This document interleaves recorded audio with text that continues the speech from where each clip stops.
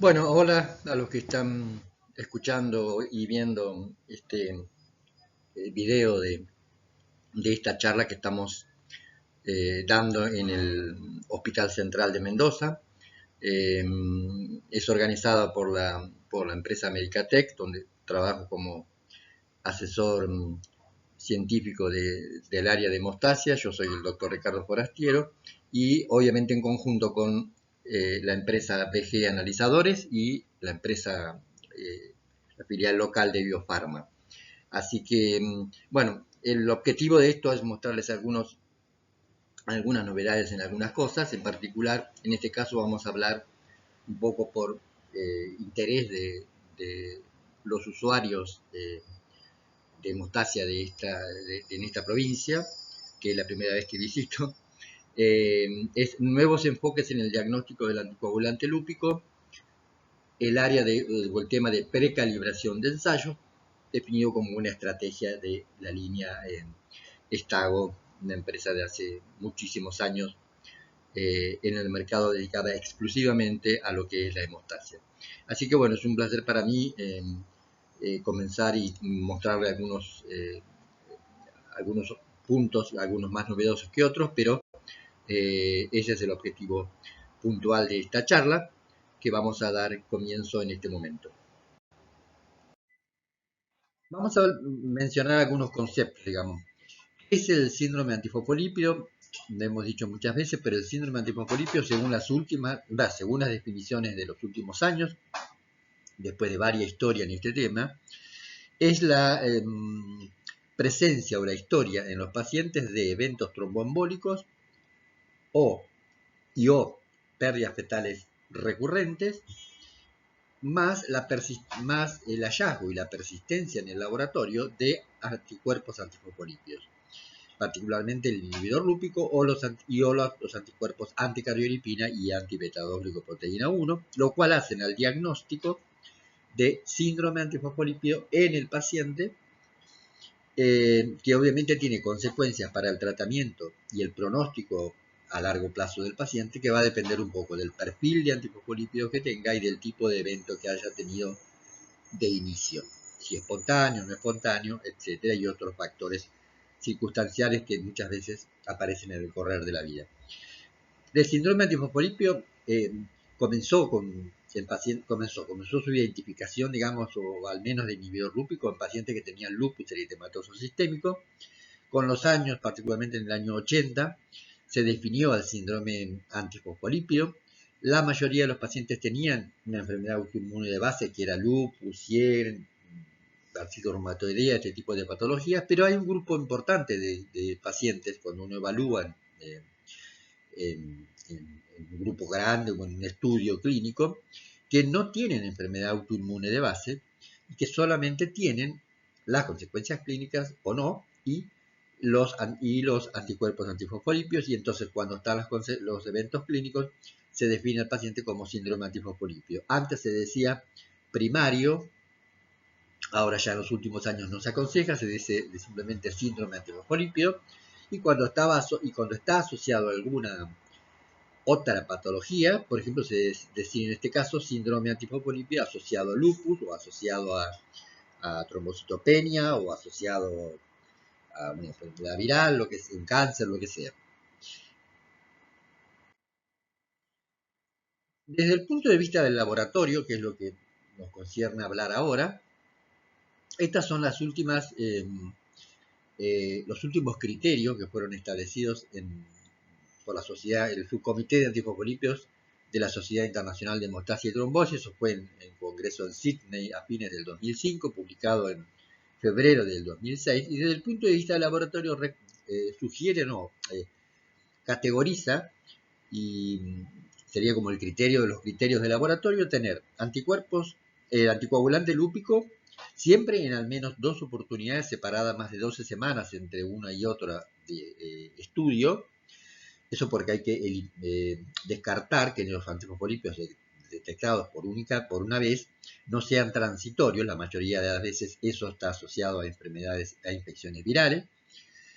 Y también la presencia de anticuerpos en fase sólida, que pueden ser anticuerpos anticardiolipina o anticuerpos anti-beta-2-glicoproteína 1 de isotipo IgG o IgM. Tienen que estar en título moderado o alto. Para el caso de las anticardiolipinas se utiliza por un estudio clínico de hace muchos años en Italia, más de 40 unidades basados en los ensayos de ELISA, o más allá del percentilo 99 de la distribución normal, que es lo mismo que se usa para anti-beta 2, siempre también repetidos en el tiempo, confirmados en el tiempo. Y bueno, esos son los tres aspectos o los tres puntos o los tres ensayos que uno debería hacer en el laboratorio para que el médico pueda confirmar o descartar un síndrome antifosfolípido. A fines del año 2023 surgieron unas nuevas recomendaciones, no de la Sociedad Internacional de Hemostasia y Trombosis, sino del sector o del área reumatológica particularmente, del American College de Reumatología en Estados Unidos y el europeo, y que lo llaman no criterios diagnósticos, sino criterios de clasificación. No vamos a ahondar demasiado en esto, pero los criterios de clasificación incluyen un criterio de entrada, de al menos tener pruebas positivas de antifosfolípido dentro de los 3 años posteriores a la identificación de un criterio clínico. Seguido, la ventaja que tienen estos criterios es que estratifica o le da puntaje de acuerdo al tipo de evento clínico y al tipo de anticuerpos antifosfolípidos.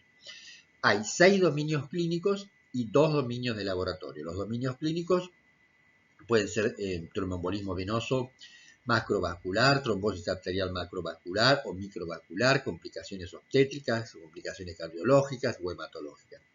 Y desde el punto de vista del laboratorio están los ensayos de coagulación por un lado y los ensayos dependientes de fase sólida, como son las anticardio y las anti-beta 2. Los pacientes, de acuerdo que tienen un puntaje particular, los pacientes que acumulan al menos 3 puntos clínicos de los dominios clínicos y 3 puntos de los dominios de laboratorio son clasificados como portadores del síndrome antifosfolípido. Bueno, acá como les mencioné el tema, bueno, de los criterios 2023, digamos, de las sociedades reumatológicas norteamericanas y europeas. Este es como un resumen de estos criterios de clasificación, no de diagnóstico, donde, bueno, básicamente, como les mencionaba antes, le ha dado puntuación o estratifica el riesgo o le da un puntaje, depende al tipo de evento clínico o de laboratorio que tenga, y de acuerdo digamos, no es a la calidad, sino al peso, digamos, clínico que tendría. Como les dije, en el área clínica hay 6 dominios, o 6 grupos, digamos. Está la macrovascular venosa, la macrovascular arterial, microvascular, la parte obstétrica, la válvulas cardíacas y problemas hematológicos. En general, digamos que le da mayor puntuación, que puede ser de 3, 4 o 5, depende, aquellos eventos clínicos venosos, arteriales o microvasculares, cuando se producen sin que el paciente tenga un perfil de alto riesgo. Esos son los que tienen mayor puntaje. Cuando los eventos clínicos, como una trombosis venosa, por ejemplo, se produce en un paciente con alto riesgo, que podría ser, por ejemplo, un paciente con un cáncer de hace unos años, por ejemplo, le da un puntaje menor. Los cambios más grandes son a nivel obstétrico, en el sentido de que casi prácticamente muchas complicaciones obstétricas que están en los criterios de la ISTH, acá tienen bajo puntaje, excepto que las pérdidas fetales o los abortos se produzcan en pacientes, en mujeres, que tengan simultáneamente preeclampsia o eclampsia. En esos casos son los únicos que tienen puntaje suficiente clínico, si ese fuera el único evento que tiene el paciente, para llegar a clasificar como un síndrome antifosfolípido. Después tenemos los criterios de laboratorio, que ahora se los menciono en la próxima diapositiva, pero como dice acá en el recuadro abajo a la derecha, para ser clasificado como síndrome antifosfolípido tiene que tener más de 3 puntos de dominios clínicos y más de 3 puntos de dominio del laboratorio. que obviamente cuando el paciente tiene varias complicaciones clínicas o varios datos de laboratorio, se suman para alcanzar el puntaje final. Bueno, desde el punto de vista del laboratorio, acá en esta diapositiva en realidad, comparo a la izquierda los criterios de Sydney, los de la ISTH, que son los desaporos modificados, publicados a principios del 2006, y a la derecha los criterios de la reumatológico, por decirlo así, del año 2023. Esto ya los mencionamos. Fíjense que en el caso de los, mencionamos los de la ISTH, tener alguno de ellos en simultáneo o alguno suficiente para el diagnóstico desde el punto de vista del laboratorio, pero en el caso de estos criterios de clasificación, obviamente que, por ejemplo, el inhibidor le da un alto porcentaje de, por ejemplo, 5 puntos cuando es persistente en el tiempo. Tiene lógica porque sabemos que, bueno, como eran también en los criterios de la ISTH, cuando en la repetición más allá de las 12 semanas se negativiza lo que era positivo hace 3 meses atrás, se considera que seguramente esa alteración de la coagulación inhibidor lúpico fue asociada, por ejemplo, a infecciones que es frecuente que pueda pasar esto. Y desde el punto de vista de los antifosfolipios en fase sólida también le da puntuación. En general, cuando son de isotipo IgM, les da un puntaje muy bajo de 1, no suficiente si fuera por sí solo, y solamente le da ya puntajes de 4, 5 o 7 cuando los títulos son moderados o altos, no son moderados les da 4 puntos, cuando da o anticardiolipina o antibeta 2, cuando dan en simultáneo los dos, pero de alto título, más de 80 unidades, le da 5 puntos, bueno, uno u otro, perdón, de anticardio o antibeta, y cuando los dos hacen en forma simultánea, de isotipo IgG, le da el puntaje más alto. En los criterios de la ISTH es suficiente desde el punto de vista del laboratorio cuando hay, para el diagnóstico, cuando hay un criterio clínico que ya vimos y un criterio de laboratorio de los 3 que vimos. En el caso de los criterios de ACR regular, hay que ver el tema de la puntuación. Tienen que dar más de 3 puntos el tipo de anticuerpos que tiene, el tipo de método que se utilizó, el tipo de isotipo, etc. Y bueno, esta es una de las ventajas que tendría la clasificación, pero siempre tienen que recordar que al momento actual los criterios de la ISTH se usan para el diagnóstico y los criterios de la ACR regular en general son criterios de clasificación de los pacientes, más que nada con el objetivo de la inclusión en ensayos clínicos o en estudios clínicos a largo plazo, en lo posible prospectivos, para evaluar bueno, las diferencias de acuerdo al tipo de evento y al tipo de puntuación que tenían al momento de entrar en el estudio. Eso es básicamente las diferencias. Bueno, como vemos acá, está simplemente resumido lo que más o menos les mencioné recién, es que no hay cambios en lo que respecta al diagnóstico del laboratorio, tanto del inhibidor lúpico como de los anticuerpos antifosfolipios en fase sólida. No se hace énfasis en los criterios más recientes de cómo llevar a cabo el diagnóstico, o sea, no mencionan qué tipo de metodología, ni qué ensayos, ni nada, sino más bien en la interpretación del resultado de acuerdo, por ejemplo, a los ensayos en fase sólida respecto a los títulos y a la persistencia o no en el tiempo. Al día de hoy, desde el punto de vista del laboratorio, los que están incluidos de los criterios son, como dijimos, el inhibidor lúpico, las anticardiolipinas y los anticuerpos anti-beta 2, y hay un grupo de anticuerpos que se hacen en algunos laboratorios, todavía no están incluidos como criterios de síndrome antifosfolípico, que son los anticuerpos antiprotrombina, anticuerpo anticomplejo serina protrombina y anticuerpo anti-beta 2 antidominio 1. Es probable que estos no terminen siendo incluidos como criterios, pero sí como criterios secundarios para estratificar el riesgo, porque obviamente el tener también estos últimos que están del lado de la derecha les da mayor posibilidad de tener, sumados a los clásicos, de tener eventos clínicos a futuro. Hubo un montón de modificaciones o de sugerencias a lo largo de los años. En el 2009 hubo otra actualización de las guías desde el punto de vista del laboratorio. Lo importante es que, por ejemplo, definen qué métodos de procesamiento de la muestra de sangre cómo se deben hacer, qué tipo de ensayos se deben realizar y ellos lo limitan particularmente al tiempo de veneno de víbora de Russell y a PTTs que sean sensibles al inhibidor lúpico. Siempre hay que hacer al menos 2. Refuerzan el hecho de que los puntos de corte deben ser eh, eh, determinados en cada laboratorio, porque esos puntos de corte van a depender mucho del reactivo, del equipo y de la población que uno tiene. Se hace en forma paulatina, no hay que hacerlo ni el primero ni el segundo día, pero en forma paulatina, sumando datos que uno va obteniendo en pacientes que son inhibidor lúpico negativo o plasmas normales. Y además es muy importante la interpretación de los resultados. Eso es para mí fundamental, el criterio de la persona que está evaluando los resultados del paciente que estudió, y considerar, más que nada en el tema de los que son dudosos, borderline, en qué criterio utiliza el profesional a cargo, que obviamente significa que tiene que tener experiencia en el tema para definirlo.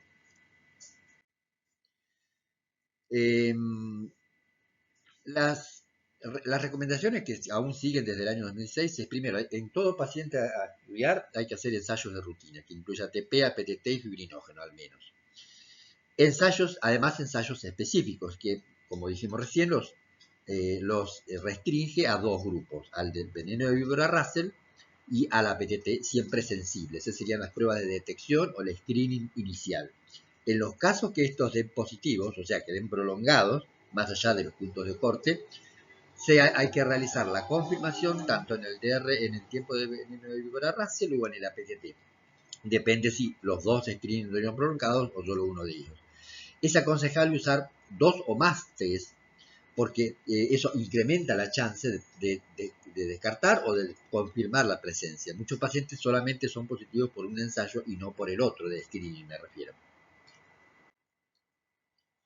Respecto a los ensayos confirmatorios, han surgido en los últimos años sistemas integrados. Uno que tiene gran popularidad es el Silica Clotting Time, que en realidad es una PTT, digamos, que se sensibilizó para la detección de inhibidor lúpico. En el mismo ensayo viene el ensayo de screening y el ensayo de confirmación. Bueno, obviamente que están los Russell confirmatorios, todo esto ya son comercializables de la mayoría de las marcas importantes de nivel de hemostasia en el mundo, tienen reactivos de RBT confirmatorio, y también muchos APTT confirmatorio, que es una onda que viene de los últimos años, basado en el uso de los APTTs apareados, que es como usar los DRBT apareados. Screening y confir, lo mismo pasa con el APTT, usando un APTT sensible y un APTT insensible al inhibidor lúpico. Tiene muy buena performance, como ya les voy a mostrar en las próximas diapositivas. Yo lo había usado esto ya desde hace muchos años, antes de que surgiera ninguna publicación, cuando todavía estaba en la Fundación Favaloro, en los casos dudosos. Esto lo hice en el laboratorio que trabajo hace unos años, fue presentado en el 2023. Fíjense que estudiamos 173 pacientes, 50 de ellos habían sido inhibidor lúpico positivo, y fíjense lo que ven acá, la distribución de resultados. Fíjense que hay un 45%, digamos, de los pacientes, 50, que tienen las dos pruebas positivas de screening, tanto el Russell como el APTT sensible. Pero también hay un grupo de un 25-30% que pueden ser solamente positivos por el Russell y negativos por el APTT sensible.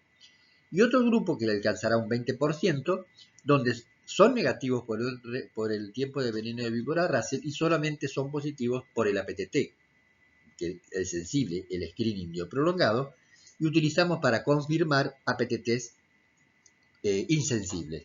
En este caso comparamos el SECAPRES de la línea Stago y el Patron Team de la línea Siemens. Dieron resultados muy parecidos, digamos, en cuanto a positividad o negatividad.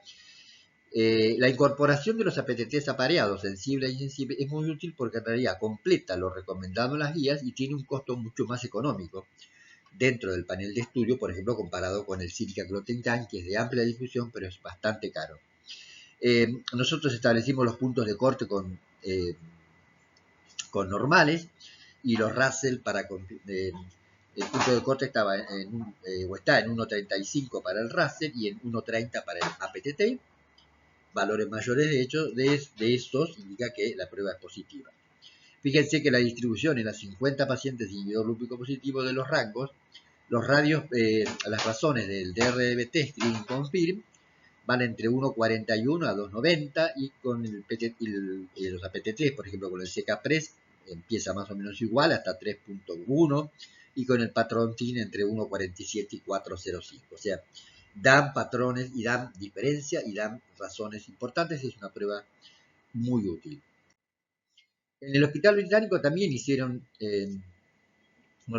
algo parecido, que es el desempeño de distintos pares. Utilizaron el PTTLA siempre como APTT sensible, porque es uno de los reactivos que tiene más de 20 años de producción, diseñado especialmente para la detección de inhibidor lúpico, que es para lo único que se utiliza, no en la rutina. Es extremadamente sensible para detectarlo, y comparado hicieron distintos APTT confirmatorios. Utilizaron el Patrontin, el Cefascrin, que ya lamentablemente se ha sido discontinuado, y el CK-PRES, por ejemplo. Obtuvieron resultados parecidos a los que nosotros obtuvimos en el laboratorio. La conclusión de ellos es que la razón APTT sensible y sensible es una estrategia simple y sensible para el diagnóstico de anticoagulante lúpico por la vía del APTT, en especial cuando el punto de corte para ellos se establece en el percentilo 97.5. Yo usaba el percentilo 99.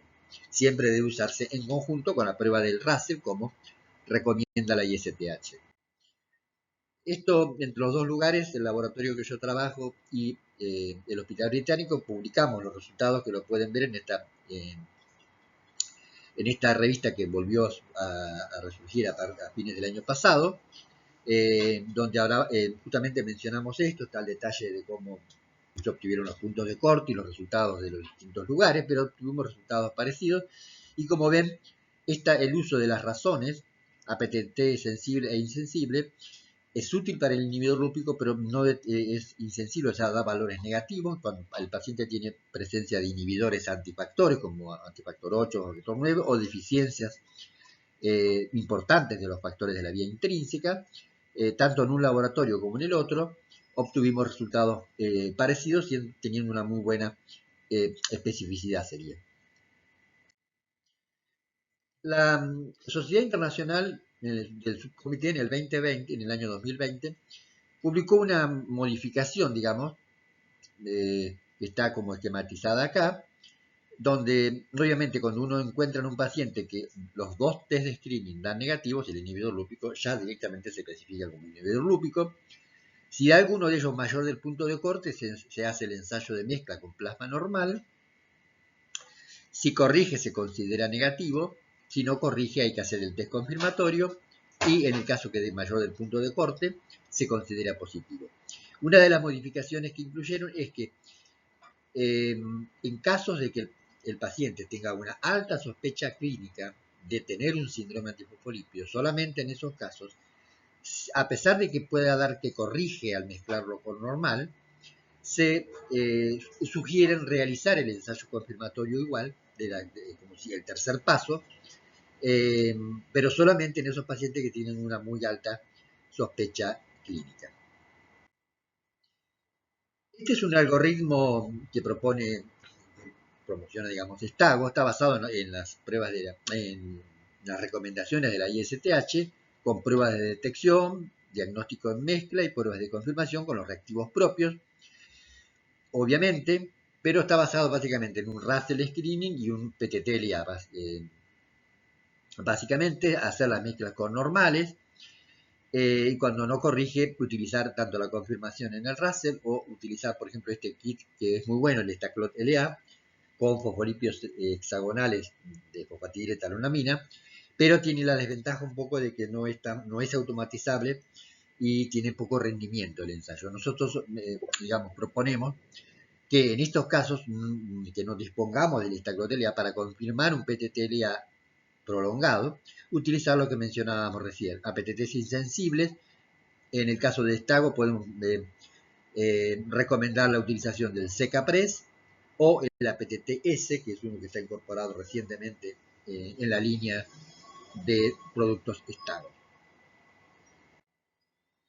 De tal manera que las pruebas que tenemos para detectar el inhibidor lúpico en el año 2025, actualmente, digamos, tenemos APTT apareados, con el screening y el confirm, siempre un sensible y un insensible, son todos automatizados, excepto el Estaclot-LA, como les dije. Todas las marcas importantes comerciales a nivel mundial tienen reactivos para el Russell. Y para APTTs apareados ya corresponde un poco a lo que el laboratorio o el profesional a cargo decida utilizarlo, utilizando o el Silica Clotentine o utilizan distintas combinaciones de APTT sensible, la mayoría de ellas un PTT-LA, y utilizar para confirmar esa prolongación en el PTT-LA o el Estaclot-LA o el Secapres o el Patron-Team, y hay otras marcas, algunas de ellas como el Cefen, que no están, de Haifen, que no están disponibles en Argentina. Los de Siemens, el Actin FCL y Actin, por más que están propuestos como sensible e insensible, la verdad que aún el sensible tiene tiene una baja sensibilidad y tampoco dan mucha prolongación, entonces es más difícil visualizar o diagnosticar a los pacientes.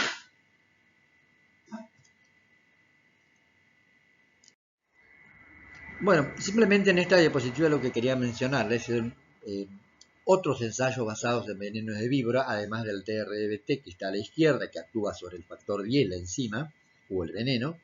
Hay otros 3 reactivos o 3 venenos, que son enzimas, que actúan sobre el factor 2.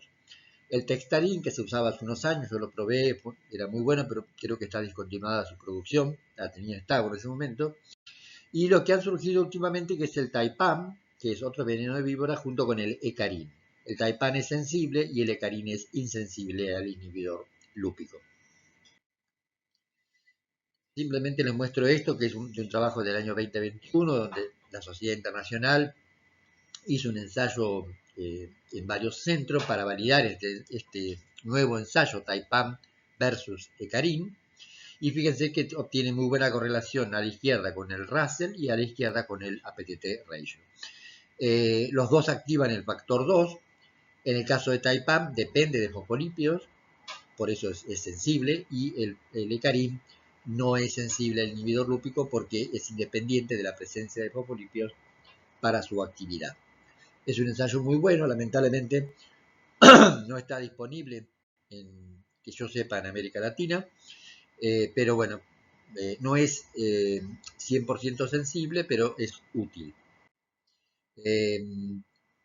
Una cosa que también es importante saber, que se ha reforzado en los últimos años, es la interferencia que tienen los estados inflamatorios o los productos, por ejemplo, la proteína C reactiva, en que puede dar falsos positivos en las pruebas de Russell y de APTT. Como ven acá en esta diapositiva mostrando cómo, de acuerdo al valor de la proteína C reactiva, a medida que se incrementa, da prolongaciones de ambas pruebas, de Russell o de la APTT.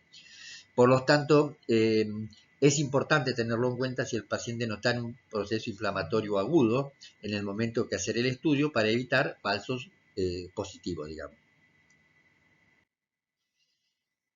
Un tema importante es cómo determinamos el punto de corte normal para el inhibidor lúpico como para otras pruebas, ensayos. Se ha ido incrementando con los años desde 40 casi actualmente hasta más de 200, 300 para determinar el punto de corte normal en la población. Hay que hacerlos, en este caso los puntos de corte, las razones, etcétera, los valores de screening, de confirmatorio, establecer los percentilos entre el percentilo 2,5 y 97,5 como el rango de referencia normal para cada ensayo, como se puede utilizar para cualquier otra prueba. En este caso hay que hacerlo para el screening, el confirming, las razones, en el caso del inhibidor lúpico. Y luego establecer el percentilo 99, como vemos acá en este grafiquito de distribución gaussiana, como el punto de corte para definir por encima del percentilo 99 el ensayo como positivo. Una cosa importante, por lo menos al menos para mí es muy fundamental, es determinar los puntos de corte semi-cuantitativo, porque eso tiene utilidad clínica.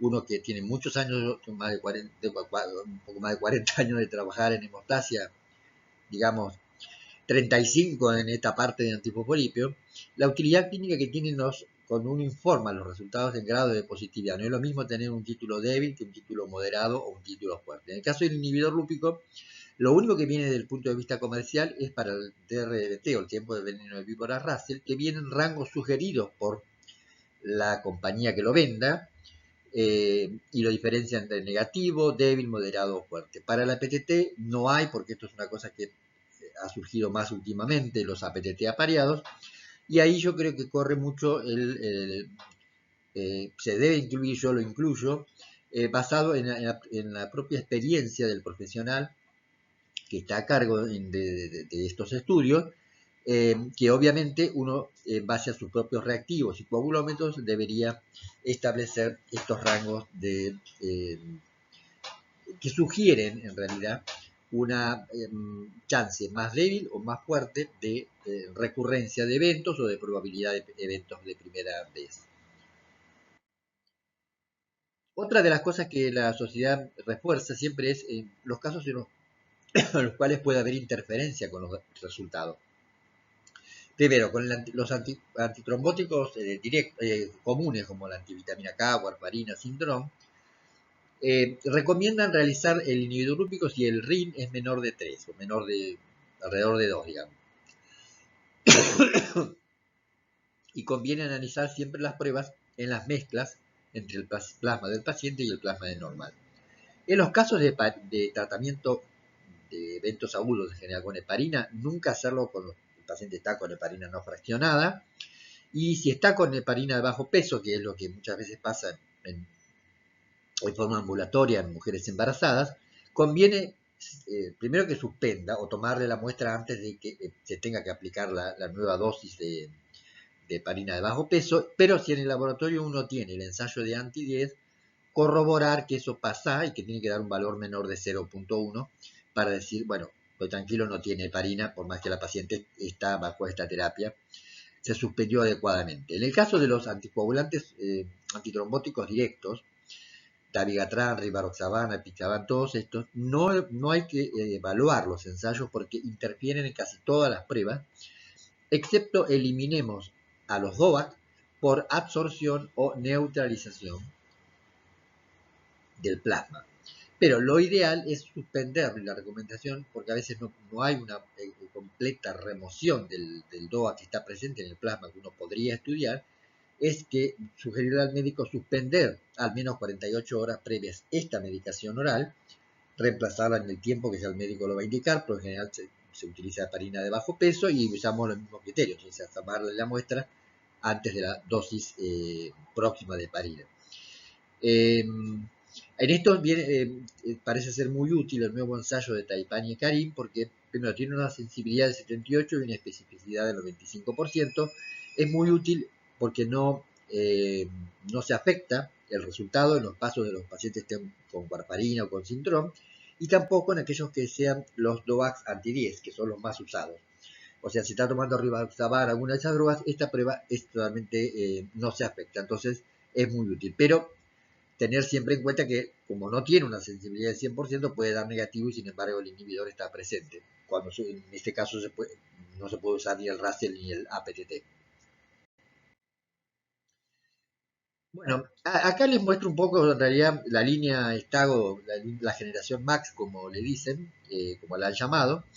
Tenemos un equipo, la empresa Stago produce, digamos, un equipo semi-automatizado, que se llama ahora Start Max, que era muy parecido al viejo ST4, que se usaba hace muchos años y que muchos usamos, y es semiautomático, y dentro de los automáticos tiene, de acuerdo al tipo de laboratorio, el satélite Max, el Compact Max o el R Max.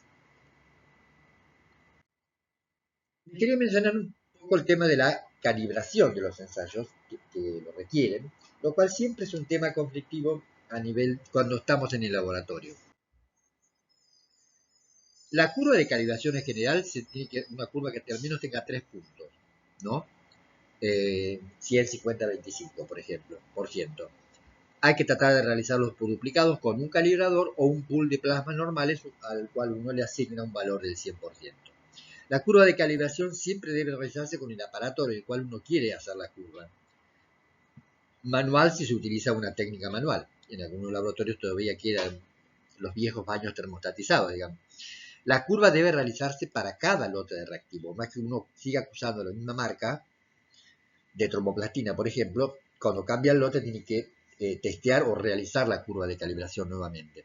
En todos los equipos se puede y se debe realizar el ajuste del 100% con la población normal que uno tiene en su laboratorio, digamos.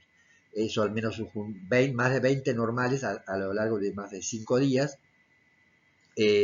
Establecer en segundos cuál sería la media en segundos y entonces ajustar la curva al 100% a ese número de segundos. La curva siempre debe ser validada usando controles de calidad normal y patológico, digamos. Para la calibración del TP tenemos pool de plasmas normales, como le dije, calibradores comerciales que tienen valor asignado, obviamente para cada tromboplastina y para cada aparato, que es distinto, o un set de calibradores que tienen valores de TP, generalmente, por ejemplo, son 4 calibradores que tienen distintos rangos en porcentaje y en RIM. Y también hacer la curva, y ahí extrapola los dos resultados. O la precalibración, que es exclusiva de Stago, lo cual es muy útil, le da tranquilidad al usuario, ya ha sido testeado obviamente porque así es liberada al mercado. Es muy útil porque evita muchos inconvenientes que uno siempre escucha, tiene y le ha pasado, de que las curvas a veces uno la hace un lunes y por ahí el miércoles o el jueves empieza a ver que los resultados le dan un poco muy altos o un poco más bajos, hay que rechequear la curva con las curvas precalibradas, que es una estrategia y exclusividad de Stago, al menos al día de hoy. Se evitan todos esos inconvenientes. Por ejemplo, acá tenemos una foto de cómo sale uno pasa el código de barras y cómo ve la precalibración del TP, hace 4 puntos, pasa los segundos, le hacen hasta la curva y tiene la posibilidad, como vemos acá abajo, de modificar, tiene la opción de modificar o no el punto del 100%. Acá sería la curva sin modificar el punto del 100%, sería la que uno hace el primer día, digamos. Y uno tiene un punto, hace cortos normales, un punto de una media de más de 20 normales, como dijimos, tiene la opción de corregir el punto del 100%, incorporarlo, y la mayoría de los coagulómetros automatizados dan la posibilidad de colocar el TP expresado en segundos de la población normal, o para que calcule el RIM en el denominador. Algunos lo hacen a través de la razón, otros ajustan el valor que le corresponde. Este ajuste debe hacerse obviamente cada vez que se cambia el lote. Lo que hace es mover un poquito la pendiente, cuando uno la mira, porque le muestra el valor modificado o no con el punto del 100%. Eso es fundamental y es una recomendación de la Federación Internacional de la Salud también, porque mejora los resultados adaptados al lugar donde uno trabaja. También viene precalibración para el fibrinógeno, que muchas veces es un problema. También hace 4 puntos, simplemente pasa el código de barras antes de ingresar el reactivo y le pasa la curva directamente. También tiene precalibrado la proteína S libre, que utiliza más puntos. Fíjense acá la curva con 6 puntos, ya está precalibrada así, lista para usar, digamos. Y la última que tiene, por lo menos hasta ahora, es también el dímero D, que viene precalibrado con 6 puntos. Pasas el código de barra, te hace la curva, listo, ok, y empiezan a probar con los controles y obviamente después con las muestras. La ventaja que tiene la precalibración, que es una cosa exclusiva de esto, es primero te da seguridad en los resultados, ahorra tiempo y esfuerzo para el usuario. El tema de los calibradores y cómo hacer la curva es un tema que a un día yo, por llamados que tengo siempre, es un tema conflictivo siempre. Y además la excelente reproducibilidad de los resultados y comparación de datos en laboratorios de todo el mundo. Tu resultado de tiempo de protromina, si lo hacen en la India, le va a dar igual si utiliza la misma precalibración o en Japón. Y eso es una gran ventaja porque le da seguridad al laboratorio de los resultados que está informando. Bueno, esta es la misma foto que les mostré de la generación Max con los distintos equipos. Solamente mostrarles un poquito cada uno. El Star Max, por ejemplo, tiene una pantalla táctica que antes no la tenía.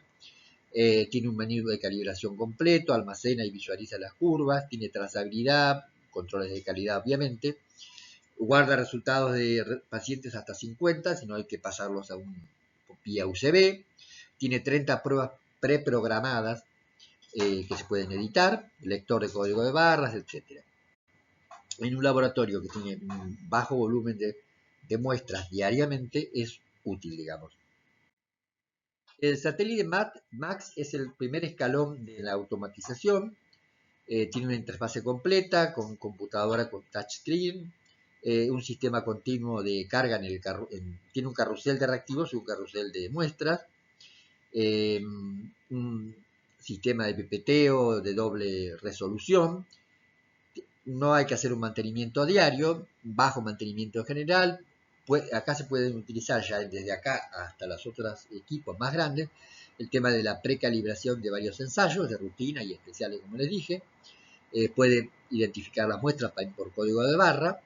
Es un equipo que es útil en laboratorios que, digamos, tienen un promedio de hasta 50 TP por día, por una cuestión de la velocidad, es útil. En laboratorios de hospitales o más grandes ya sería escaso las ventajas y habría que recurrir a otros equipos más grandes. El que le sigue en la línea de estago al satélite sería el Compact Max o los viejos Compact, que se usan hace, yo no sé, más de 30 años. Obviamente está mejorado con el tiempo, tiene otras mejoras más que nada en lo que es a nivel del hardware. Bueno, tiene obviamente una pantalla touchscreen, tiene capacidad de poder usarse un módulo EPC para detectar por el tema del GIL, para detectar volumen, para detectar las diluciones, detectar si hay hemólisis, coágulo, etc. Tiene alta capacidad de carga. Bueno, todos los ensayos precalibrados obviamente se pueden leer y utilizar en este equipo. Tiene una identificación obviamente por código de barra de las muestras, etcétera. Tiene capacidad de utilizar el cap piercing, que no usamos mucho en estas, por lo menos no en Argentina, pero es opcional porque la aguja tiene una modificación para poder perforar el tubo y tiene conexión con QuackSpare, que es una utilidad que propone Stago en los casos que haya más de un aparato, hasta 4, para que estén conectados a una sola computadora y que se puedan manejar los pedidos y los resultados de una sola. Tiene algunas ventajas. Y el último de la línea Stago, es el más grande de todos, es el R Max, era lo que antes era el R Evolution. Viene en el equipo completo y además de todas las características que ya tenía el Compact, tiene una trazabilidad extendida, alerta en tiempo real, tiene una capacidad de carga a bordo, tanto de reactivos como de ensayos, mucho mayor, almacena archivos hasta 5 años y bueno, tiene la ventaja de más rápido, puede llegar a ser hasta 200, no me acuerdo bien exactamente, con más de 200 muestras OLTP y APTT por hora. Todos estos ensayos de la generación MAX o de la línea Stago están basados en un sistema de detección basado en la viscosidad, o sea, es un método mecánico con la bolillita, que está estandarizado en todos los instrumentos, permite resultados exactos, precisos, inmediatos, es casi un gol estándar. Es insensible a todo tipo de plasmas coloreados, muestras histéricas, lipémicas y hemolizadas, digamos, por el tema de que no utiliza, no es óptico, sino que es mecánico la detección, y tiene una precisión máxima para detectar coágulos débiles. Bueno, esto es todo lo que teníamos para mostrar en esta primera charla, así que nos veremos en la próxima. Muchas gracias.